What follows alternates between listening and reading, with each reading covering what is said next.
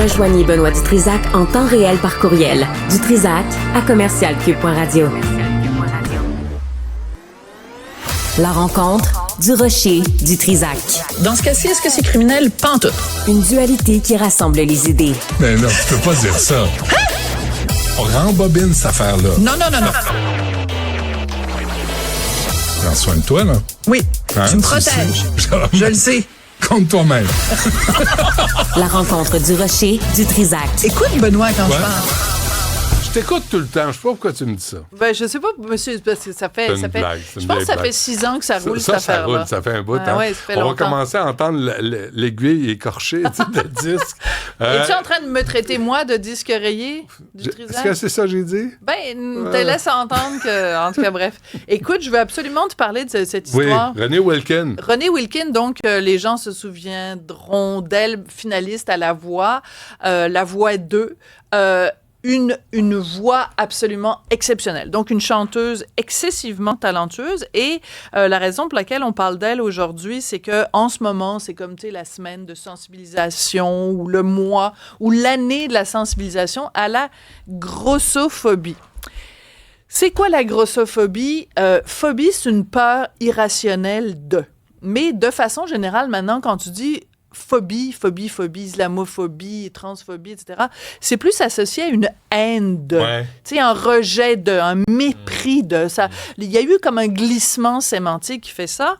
Et donc, Renée Wilkin, elle va sur ses médias sociaux puis elle dit, écoute, j'ai accompagné ma mère chez, je sais pas si c'est à l'hôpital ou peu importe, en tout cas, l'infirmière de sa mère lui a dit à Renée Wilkin, coudonc, c'est pour quand ce beau bébé-là? Fait que Renée Wilkin lui a répondu, ben c'est parce que je suis pas enceinte. Puis la dame est partie à rire en disant, ben voyons, c'est impossible, tu sais, genre, à manger comme t'es, c'est sûr que t'es enceinte. Ça, c'est le sous-texte. Donc, Renée Wilkin, avec raison, est totalement outrée de ça. Surtout quelqu'un qui travaille dans le domaine infirmier, normalement, devrait premièrement garder sa bouche pour elle-même. Pas d'affaire à faire de remarques sur le physique des gens. Et la première fois que quelqu'un dit « je suis pas enceinte », le sous-entendu, c'est « ferme-la ta grande bouche ». Tu continues pas à insister. Cela étant dit... Est-ce qu'il est une erreur possible? C'est une erreur Tu sais, possible. tu veux bien faire, puis là, tu te rends compte que Voilà. la femme n'est pas enceinte. Ou la personne avec un nu. La personne avec un...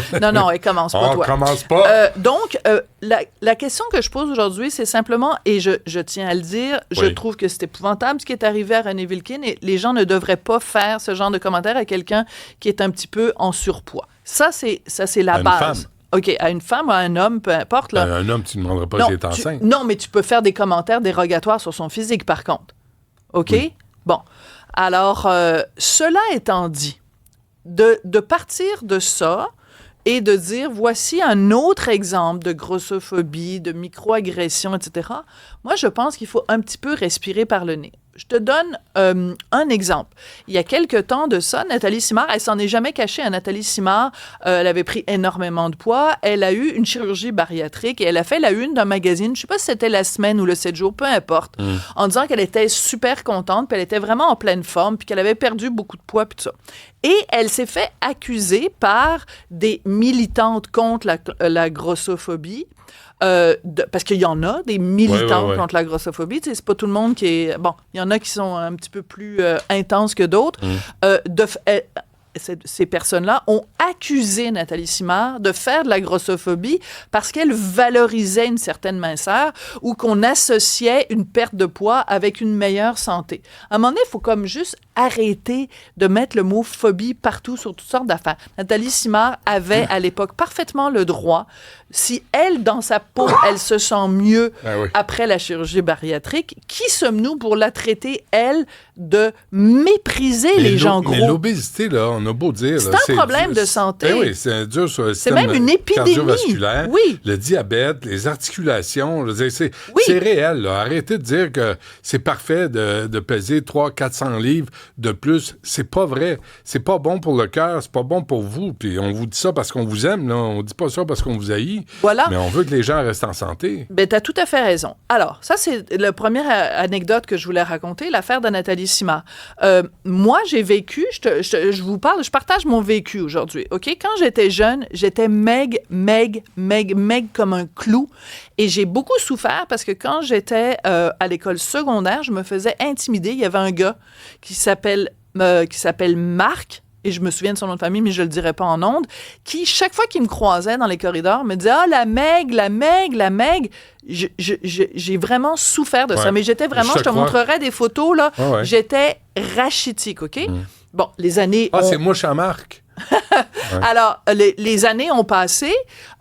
J'ai toujours été mince jusqu'à temps qu'à un moment donné, tu sais, j'ai eu un enfant, puis le gras de bébé, je ne l'ai pas perdu. À un moment donné, je vais à un événement, il y a un photographe qui est là, un photographe qui photographie les besettes, puis il me dit « Félicitations, Sophie, t'es enceinte une deuxième fois », puis tout ça, puis je dis « Non, je suis pas enceinte ».